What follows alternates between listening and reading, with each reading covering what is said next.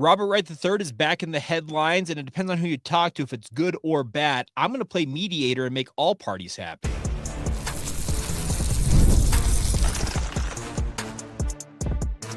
You are Locked On Cougars, your daily podcast on the BYU Cougars. Part of the Locked On Podcast Network, your team every day.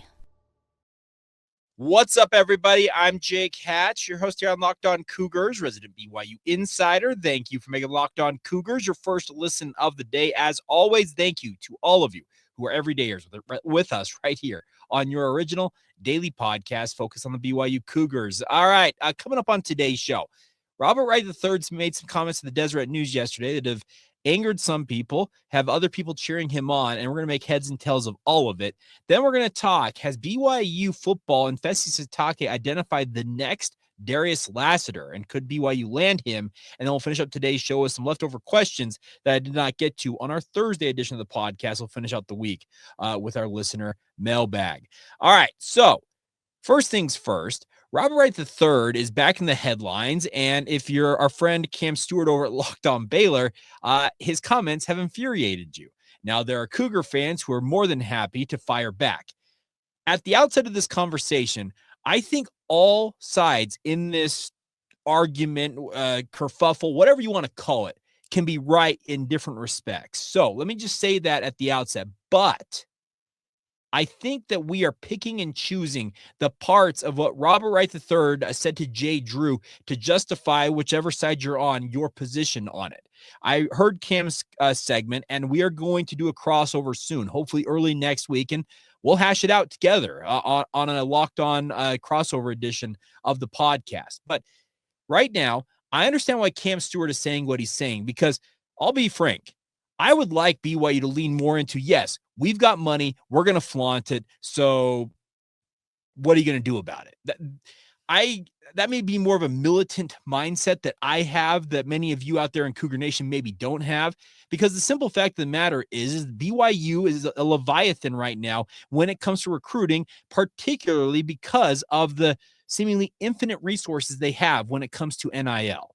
Now, we have had some around BYU, most notably the Commissioner of Church Education, Clark G. Gilbert, have tried to essentially kind of cool things off a little bit by saying, hey, we're competitive, but we're never the top offer. Okay, I don't care if you're the top offer, because we all know that the AJ DeBonsa thing, the family said that all four of the final programs, which BYU was among, offered AJ, at least the family said, this is the amount of money we want. All four programs ultimately decided, okay, we're totally cool with that number. And then he settled on picking BYU. There were other factors at play when AJ picked BYU than just the NIL figure, because he could have gotten that same amount of money wherever he went. He also has a Nike deal. He's got a Red Bull deal. He's got a bevy of other NIL deals that are making up, if you believe the reports, as much as $8.5 million for what he will make while he's at BYU. In the case of Robert Wright III, the reporting out there is that Baylor, and this comes from multiple sources, both at Baylor, both in the national college basketball sphere, they have said that Baylor offered somewhere between $1 and $1.5 million to Robert Wright III. He may or may not have signed a contract that Baylor fans continue to crow about, that he broke some contract. Did he put pen to paper? I don't know on that front. Maybe he did. But BYU went to him when they started looking around in the portal and said, hey, we'd like you to come play for us. Here's what we have to offer you. And it included, according to reports, at least double, or in many respects, double or the earning potential NIL-wise that he could get at Baylor. The reports were originally $3.5 million.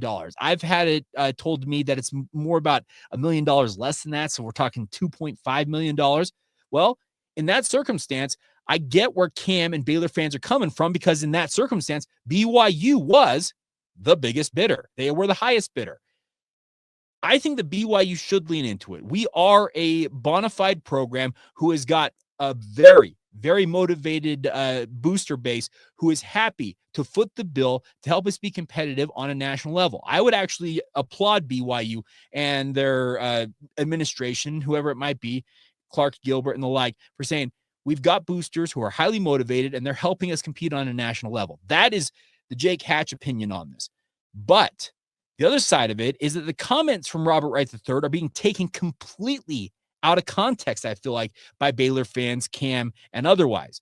Wright said this to Jay Drew. The first comment that really upset people said this, that the primary reason he chose BYU wasn't the money. It was more about Kevin Young, the coaching staff, the chance to play with AJ DeBonsa, and the style of play that fits his game. He said this quote, NIL is cool that players get paid now, but that didn't really factor too much into my decision. It was really just for my growth and for my development and my game. We're getting hung up, it feels like, on the NIL didn't really factor too much into my decision. Money did factor in. He did not say it did not factor in. It didn't factor in too much. Then he also added this. Baylor transfer Robert Wright III said, this is from Jay Drew, told me that BYU never talked to him directly about NIL. Everything was done through his father and his agency, which is Wasserman. Was BYU the highest bidder? I am not even sure. I really don't know. I couldn't even tell you, he said. Okay. His dad is well known to be a guy who has been in the devil in the details on all of this.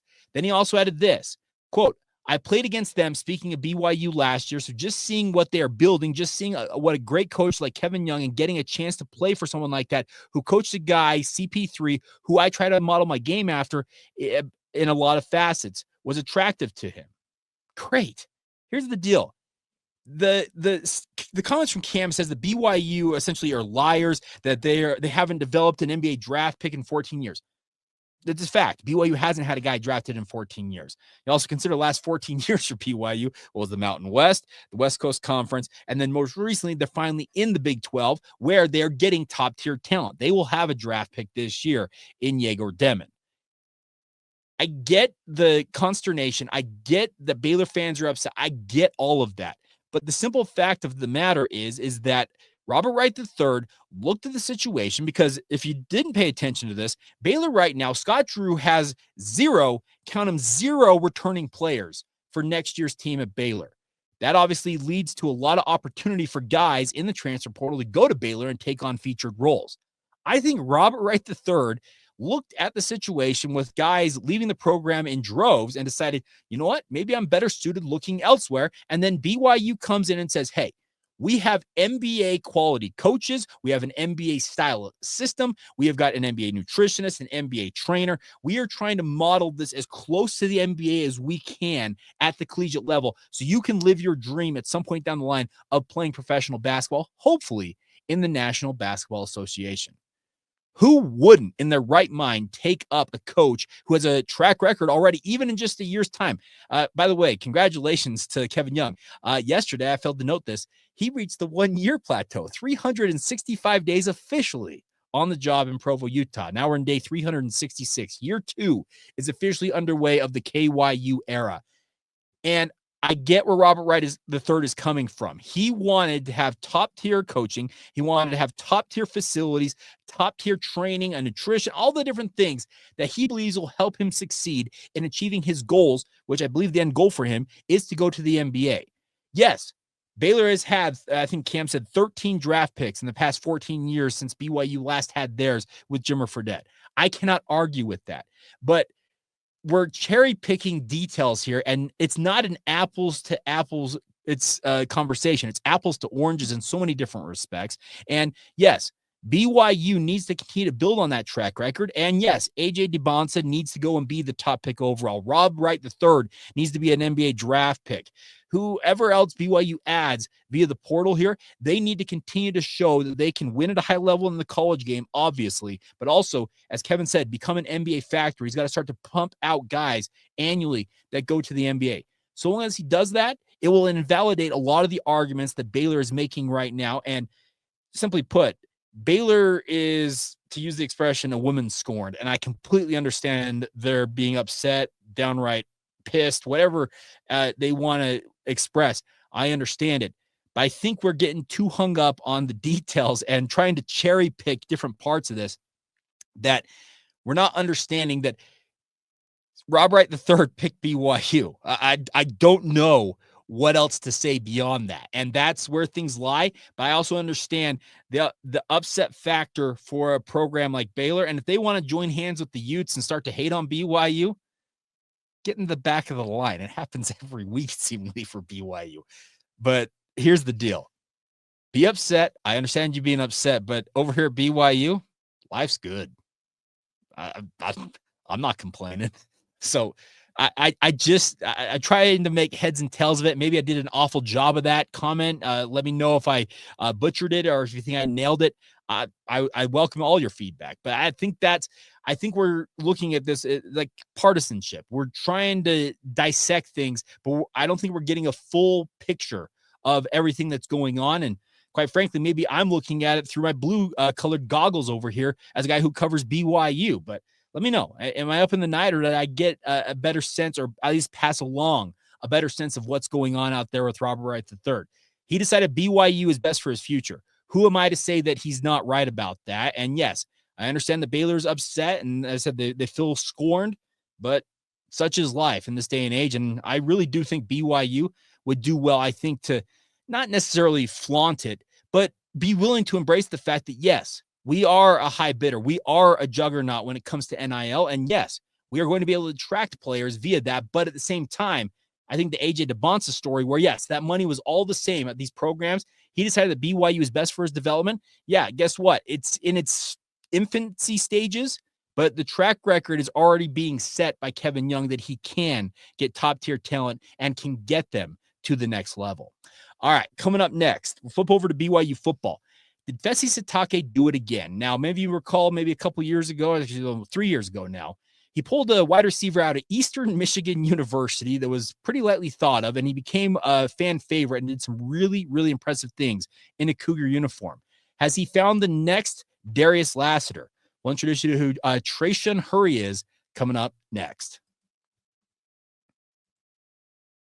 Today's show is brought to you by our friends over at Amazon Fire. Now, did you know that your Fire TV is also an Xbox? Now, that may sound blasphemous, but here's the thing. Turn any TV into your gaming experience and entertainment hub with a Fire Stick 4K device. No console required. Just grab your paired controller, subscribe or sign into your Xbox Game Pass Ultimate with EA Play included, and you're ready to play. Dive into hundreds of premium titles. EA Sports, College Football 25, Call of Duty Black Ops 6, and Avowed, as well as hundreds, if not thousands more, as easily as you stream your favorite shows. It's gaming made simple, and it's all on your Fire TV. The best part is they have the latest technology for elevated gameplay, Wi-Fi 6 and 6E with auto low latency mode, advanced technology. The Fire TV Stick 4K delivers smoother, more responsive gameplay with lightning fast speeds you need to stay competitive, because I know we all hate it when your thing glitches and it screws you up in your game. The best part is you can play high quality Xbox games at a fraction of the cost of a console. Already have a console? They get this device, the Fire TV Stick 4K, is more affordable and easy to travel with, allowing you to take you or your kids' games with you when you're on the road. So head to Amazon.com/Fire TV Locked On to get started today.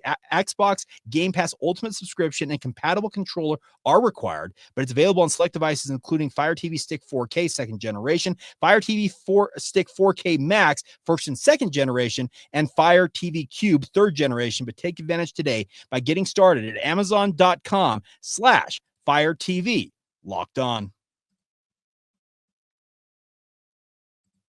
Thank you once again for making Locked On Cougars your first listen of the day. Hope you all are doing well on this Friday. This week has flown by. It's crazy. It's already Friday, but it's been a good week, and I hope you guys have all had a great week yourself. Weather here in Utah sucks. I was hoping to golf this weekend, so maybe tomorrow, but we'll see what happens. But that's beside the point. The BYU football program is continuing to obviously look in the transfer portal to upgrade the roster. I said it for those of you who are everydayers earlier this week that based on conversations I've had, it feels like BYU could bring in a handful of transfer portal candidates that could bolster this roster. And the whole thought is taking the best player or players available and obviously upgrading this program to where it really truly can compete for a Big 12 title this season. Well, a few seasons ago, BYU brought in a wide receiver by the name of Darius Lassiter to BYU. He was playing at Eastern Michigan University and had fairly modest statistics at EMU. He comes to BYU, had a decent first campaign, 29 receptions for 365 yards and 4 touchdowns. Then this past year for BYU, Darius, alongside Chase Roberts, were BYU's 2-star receivers. He had 45 receptions, a career high in receptions, career high in yards, 703. He tied the 4 touchdowns he actually had at Eastern Michigan as well as BYU. So 12 touchdowns across the 3 seasons he played at the Division I level. And yes, he did pursue another season this year, but the NCAA ruled against him, and he is now now preparing for his NFL future.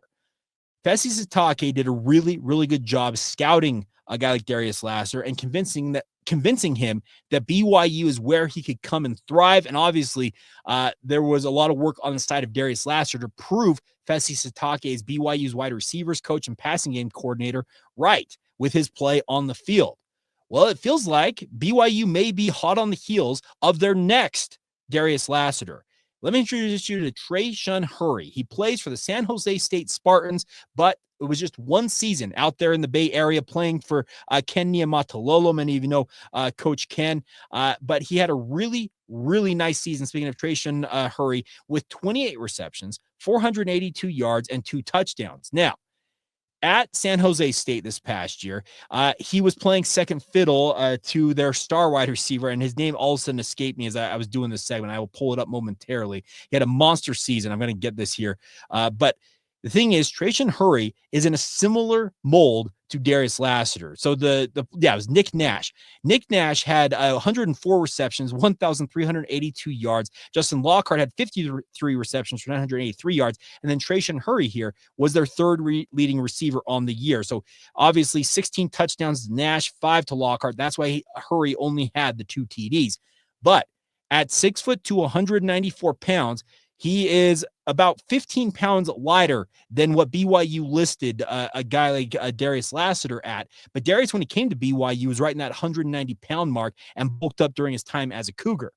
Trayshawn Hurry, if you watch his game tape, I watched a decent amount after I saw that he had announced he was offered by BYU, and I came away thinking, hey, Fesi Sitake is trying to recreate what he did just a few seasons ago with Darius Lasseter. Now, they're not the exact same skill set, but I look at Trayshawn Hurry and I see so many indicators of why Fesi Sitake is looking at this kid thinking, all right, we're going to recreate the magic. The other part about this is that Hurry is familiar with the state of Utah. His 2 seasons before going to play at San Jose State University were spent at Weber State University in Ogden, Utah. So he had a pretty good, what would be his redshirt freshman year at Weber, 29 receptions, 384 yards, and 1 touchdown. He then decided to enter the transfer portal. And the biggest thing you like to see of guys jumping from the FCS to the FBS level is they can prove they can produce at the level they jump to. He actually had 1 less reception, but more yardage at San Jose State. And that proved that he could make the leap from the FCS level to FBS level. And now he's back in the portal, and BYU is betting on that continued progression for him as a redshirt sophomore. He would come into BYU with 2 years of eligibility remaining. And I think that Fesi Sitake looks at this and says, hey, if this kid can make that leap from the FCS to the G5 level, what kind of leap could he make in our offense and with us coaching up and the skill development that we have shown that we're capable of with guys like Darius Lasseter? They've got a very, very compelling pitch for a guy like Hurry here, as they can say, hey, remember that guy Darius Lasseter that broke out for us last year? Well, you're following a similar career trajectory to him, and we believe that with your 2 years that you could use here at BYU, you maybe could surpass him in that respect. Now, that will require Hurry to come in and show that, yes, his continued path of progression will take that. But I think this is a really, really interesting story to track here, because it sure looks like it could be a tailor-made fit for what BYU is looking for in the transfer portal. Because I also said it earlier this week, BYU is not too keen on bringing in one-year transfers right now. They don't want graduate transfers coming into this program and spending just 1 year in the program.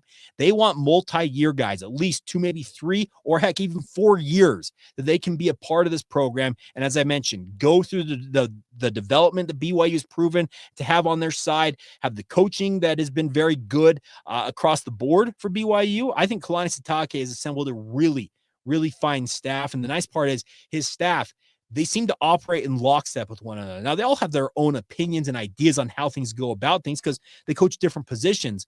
But the whole goal is there's a one mindset inside the BYU football program, and that is to win a Big 12 title, to play in a college football playoff, to have that door open to them to win a national title once again after 40 plus years, it feels like, of being shut out of it. It wasn't 40, but you get my drift. It was almost 40 years after they won that title in 84. BYU is knocking on the door here. And a guy like Trayshawn Hurry, if he understands what BYU is trying to do, and I think gets a feel for what the Cougars are building, I think he'd be crazy not to consider playing for the BYU football program because, as I mentioned, they've got a very, very compelling pitch for him. Yes, he would have to compete against other elite receivers. JoJo Phillips is out there. A guy like Keelan Marion had an incredible spring. Keelan's an All-American kick returner, but showed during spring ball that's not his only skill set. He showed that he's a far more refined receiver, at least in spring, than I had seen in the previous 2 seasons he's played at BYU to this point. Parker Kingston, Cody Hagan, Tei Nakua, Dominique McKenzie. They're all young bucks who are chomping at the bit to take the next leap. And all of them were really talented, speedy wide receivers in the high school ranks when they played here in the state of Utah. So Trayshawn Hurry's not going to come in with the expectation that he's going to start because I don't believe for a second that Fesi Sitake, Kalani Sitake, Aaron Roderick is BYU's offensive coordinator, who probably have a conversation or two here with Hurry. I don't think a single one of them are going to guarantee him that he'll be a starter. And in fact, it's probably quite the opposite. Kalani's been very blunt about the fact that he wants a program that has guys who come in who don't have a sense of entitlement. They come in and they earn what they are given.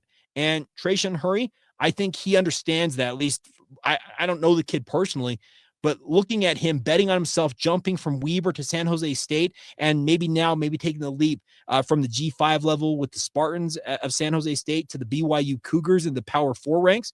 Hey, I think that this is a kid who's got confidence in himself, and that confidence can carry you a long way. So it's a name to file away here in the portal for BYU's Trayshawn Hurry, and he's not the only one. BYU will be looking, as I said, I think the most they could take out of the portal is maybe 10 guys, but they're not forced to do that. They want to take the best players available. And in this circumstance, I think Fesi Sitake sees a lot of what he saw in Darius Lassiter and thinks that he can pull that out of Trayshawn Hurry. And if lightning strikes twice, be a pretty cool story for BYU and show that Fesi Sitake, he's got an incredibly keen eye for talent and doing a lot with said talent as well. All right. Coming up next, we'll finish up this week in the show with your questions. I had a few left over, a few that came in late after I recorded yesterday's show from our Locked On Cougars Insider Group, and we'll wrap up the show with that coming up next right here on Locked On Cougars.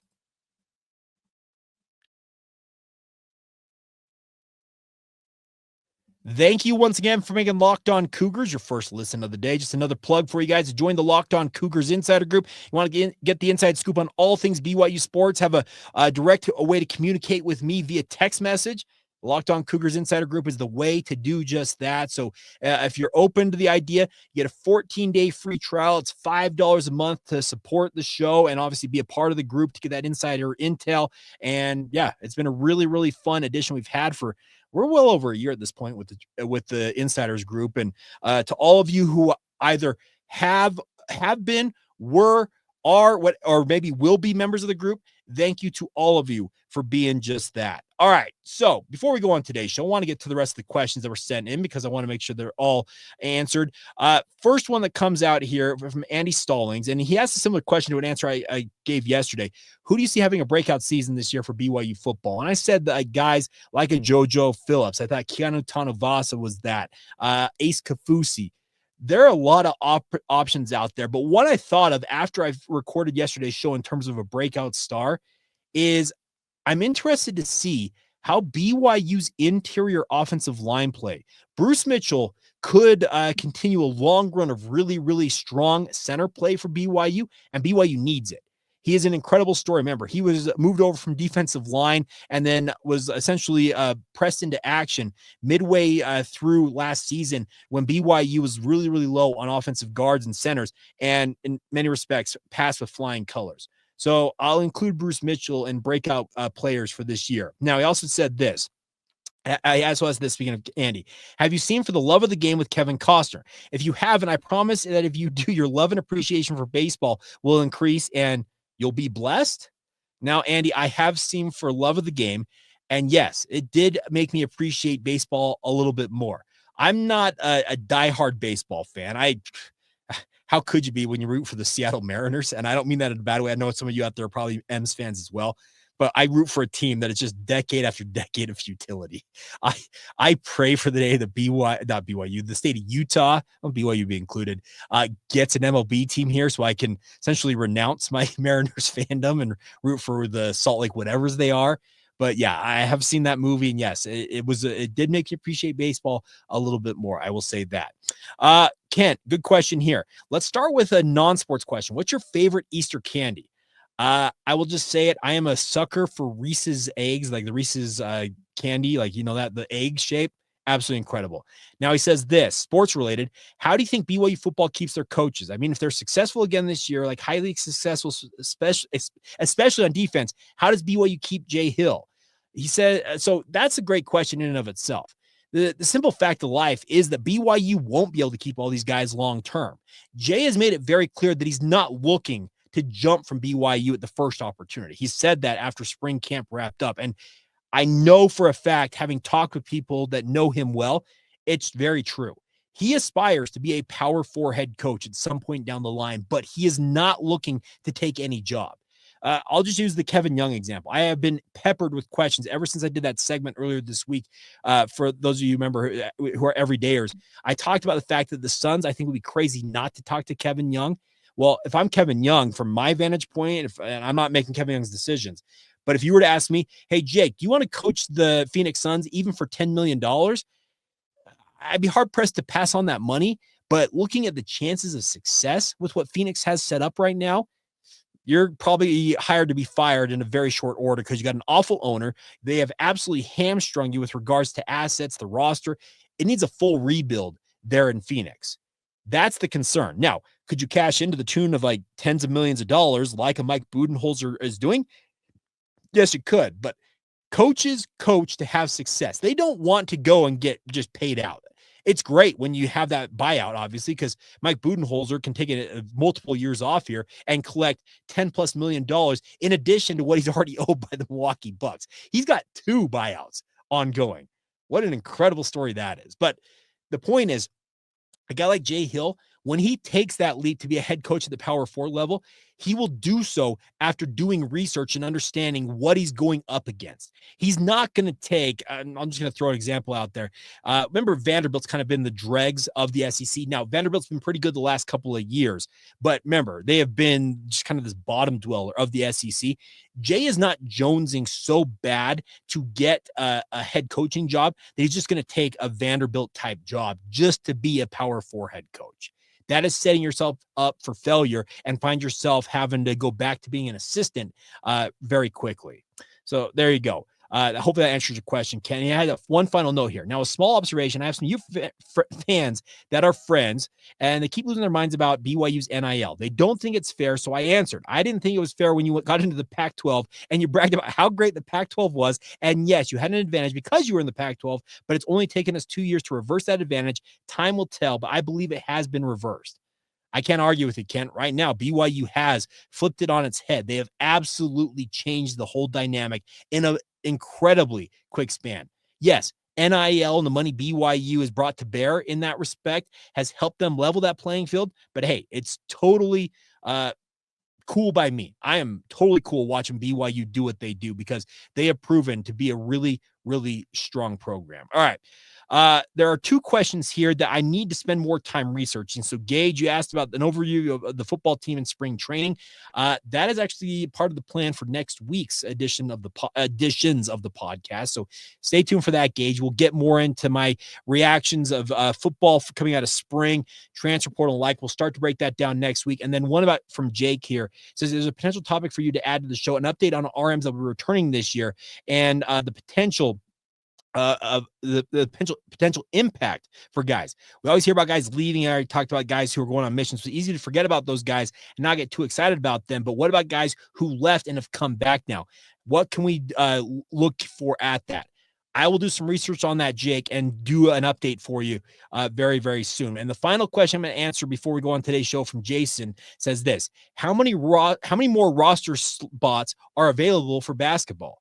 Well, it's an interesting question, Jason, because there are at least, I believe, I counted 5 that I can think of. There may be a few more, but it all depends on this house settlement. I know I keep talking about this house settlement, but if it goes through and the current roster reductions across all Division I sports are impacted or implemented, I should say, they will only have 15 roster slots versus 17.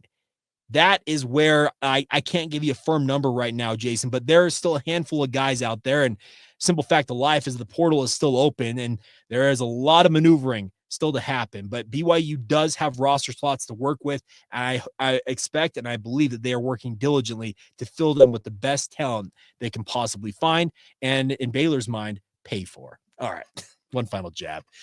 Going out the door here. But as always, thank you for being a part of the podcast. Please continue to subscribe, rate, review, share with your family and friends.